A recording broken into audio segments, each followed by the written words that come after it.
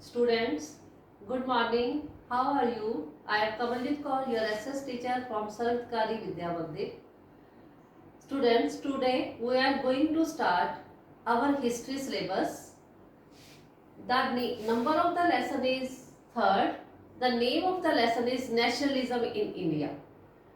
ये लेसन आपको इंडिया के साथ कनेक्ट करेगा कि इंडिया में नेशनलिज्म की फीलिंग कैसे आई.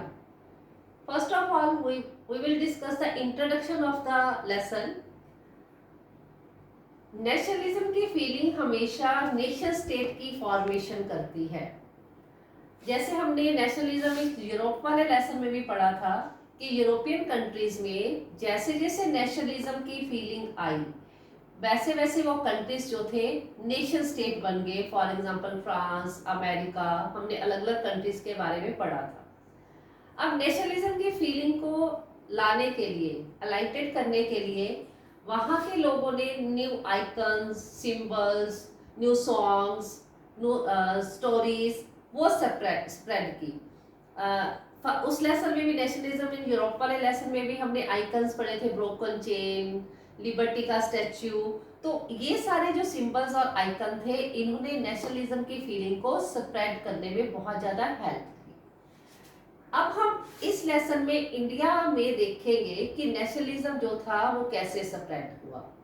इंडिया में नेशनलिज्म जो था connected to the anti colonial movement. मतलब हम किसके कॉलोनी थे? ब्रिटेन के, ब्रिटिशर्स के हम कॉलोनी थे, बस्ती बने हुए थे. ब्रिटिशर्स ने जो हम पर ऑप्रेसिव रूल किया, दमनकारी रूल किया, हमने उसके अगेंस्ट एंटी कॉलोनियल मूवमेंट चलाया. मैं थोड़ा स्लो करा रही हूँ क्योंकि it is the introduction of your lesson और थोड़ा सा टिपिकल है इसलिए मैं धीरे बोल रही हूँ. तो इसमें इंडिया में क्या था कि नेशनलिज्म जो है it is connected to the anti colonial movement, क्योंकि जो कॉलोनियल गवर्नमेंट थी उसने बड़े आर्बिट्ररी ढंग से, बड़े डिक्टेटरशिप टाइप से हम पर रूल किया था.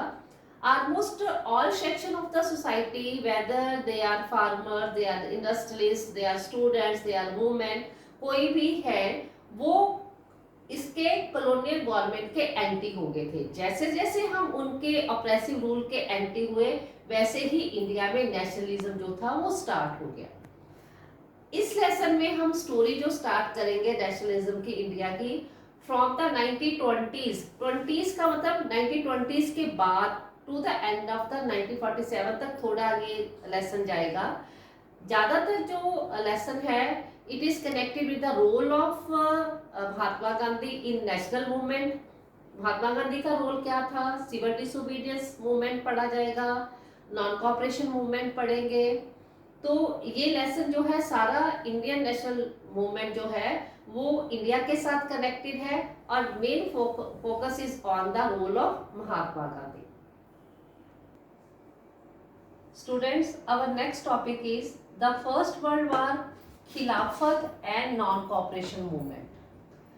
ये टॉपिक आपने थोड़ा सा 8th में किया हुआ है, गांधी जी वाला.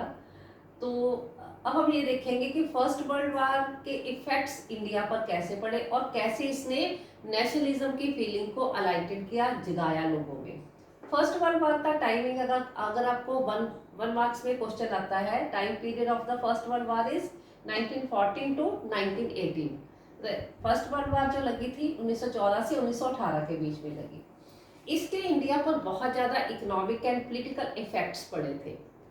इसके इफेक्ट्स क्या हुआ? देखो, जब भी वॉर लगती है तो हर चीज़ का एक्सपेंडिचर बढ़ जाता है क्योंकि वेपन्स पर खर्चा करना होता है, सोल्जर्स को खाना भी प्रोवाइड करना होता है, पे प्रोवाइड करनी होती है.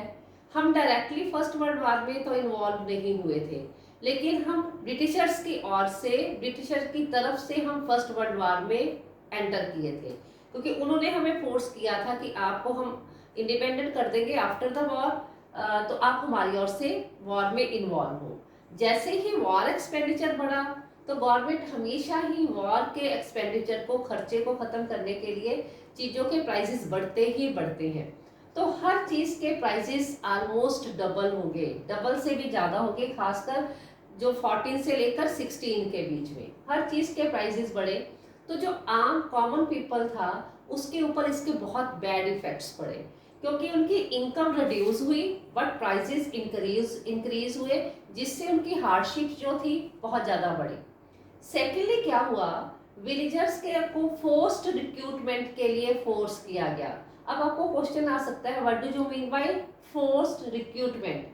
ये एक ऐसी सिचुएशन होती है जिसमें लोगों को जबरदस्ती एज ए सोल्जर्स रिक्रूट किया जाए, भर्ती किया जाए। ये उन्होंने खासकर जो इंडिया के रूरल एरिया थे वहां से जो फार्मर्स थे, किसान थे, उनको जबरदस्ती कहा कि आप आपकी जमीन हम अपने आप देख लेंगे, आप एज ए सोल्जर सेना में जाओ। भर्ती किया गया, जिससे क्या हुआ, पीछे से उनकी क्रॉप फेलियर्स हुई। इसका इसका क्या नेक्स्ट इफेक्ट क्या पड़ा, क्रॉप फेलियर होगी। क्रॉप फेलियर से मतलब उनकी फसल खराब होगी, पीछे कोई संभालने वाला नहीं था। अब जब क्रॉप फेलियर होगी तो शॉर्टेज ऑफ फूड भी जरूर होगा, क्योंकि लोगों को खाना जो है, फूड जो है, हमें फसलों से ही प्रोवाइड होना था, लेकिन वो खराब हो गए, एपिडेमिक फैल गया, शॉर्टेज ऑफ फूड होगी।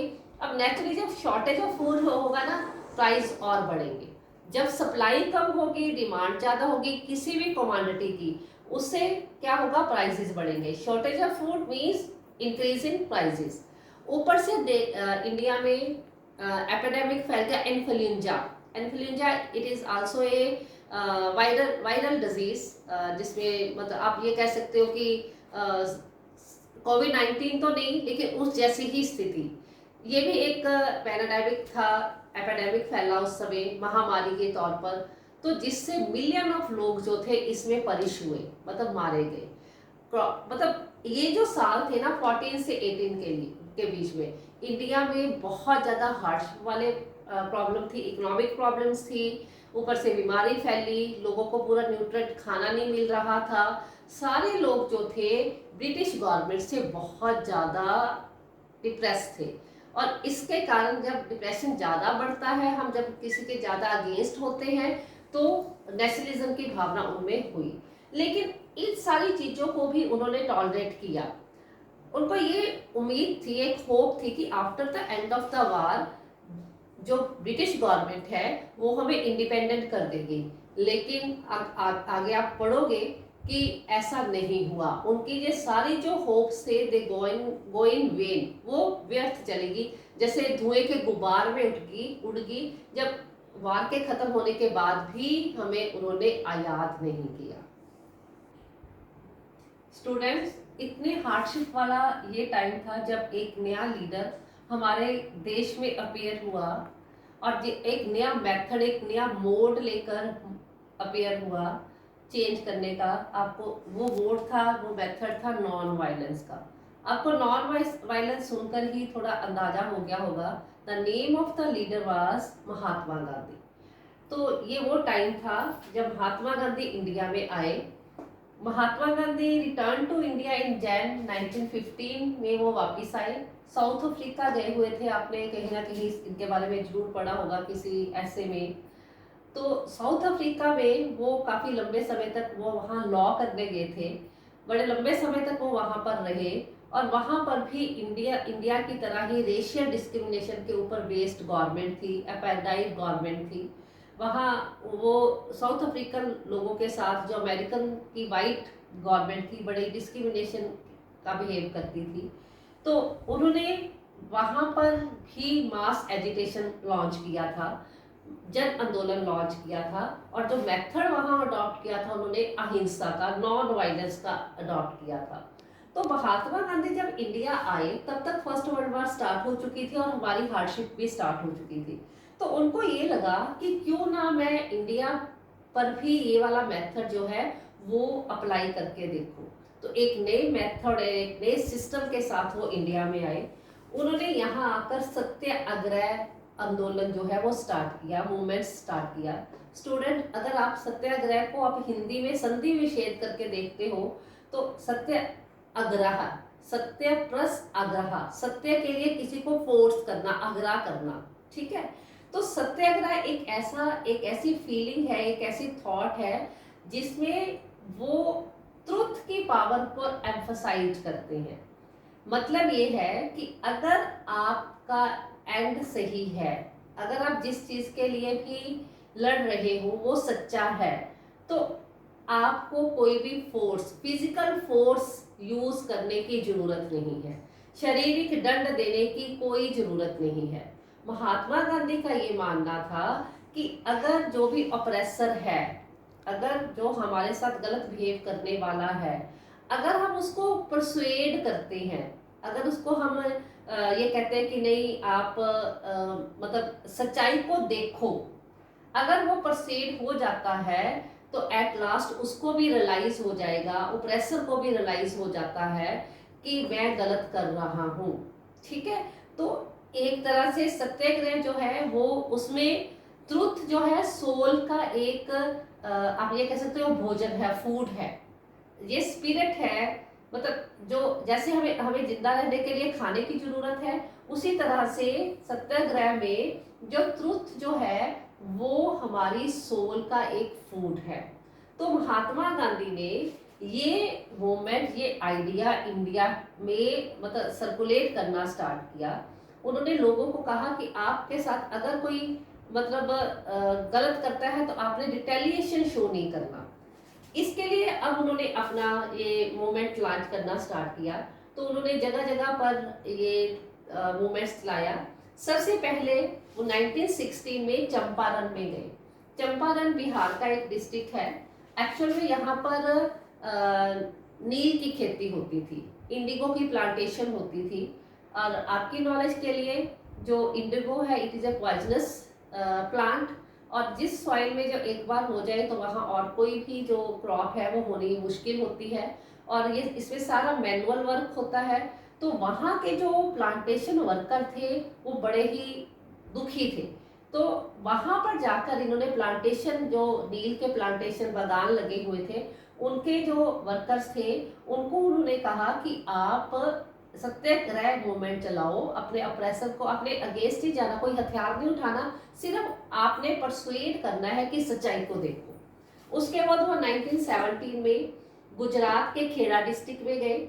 यहाँ पर भी एक्चुअल में प्लेग एपिडेमिक फैला हुआ था। यहाँ के जो थे मतलब फार्मर्स वगैरह थे गुजरात के, वो अपना जो लगान था, रेवेन्यू था, वो चुका नहीं पा रहे थे, उनकी क्रॉप फेलियर हो रही थी, पैसा उनके पास था नहीं, ऊपर से लगान और ज्यादा वो बढ़ा रहे थे। तो यहाँ के किसानों को उन्होंने कहा कि आप सत्याग्रह चलाओ और आपने रेवेन्यू को पे नहीं करना, मतलब लगान पे नहीं करना। उसके बाद वो 1918 में अहमदाबाद में गए। यहाँ पर एक्चुअल में कॉटन टेक्सटाइल की मिल लग चुकी थी, मिल वर्कर थे यहाँ पर। तो मिल वर्कर्स को भी पूरे वेजेस नहीं मिलते थे। जब भी उनका लगता था कि काम से हटाना है तो वो काम से हटा देते थे।